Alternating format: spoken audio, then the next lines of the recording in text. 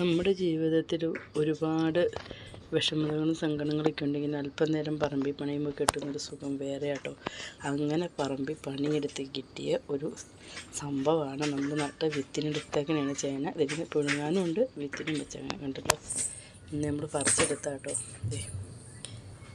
ഉണ്ടോ, നിങ്ങളൊന്ന് കാണിച്ചേക്കാമെന്ന് വെച്ചു. അപ്പം ഇങ്ങനെ നാടൻ ചേനയൊന്നും നമ്മളങ്ങനെ കാണാറില്ല, വല്ലപ്പോഴും കാണാൻ കിട്ടുന്നൊരു ഇതാണ്. കണ്ടല്ലോ, അതിൻ്റെ കൂടെ കാച്ചിൽ വേണമെന്ന് പറഞ്ഞപ്പോൾ നമ്മൾ കാച്ചിലും കൂടെ പറിച്ചതാട്ടോ.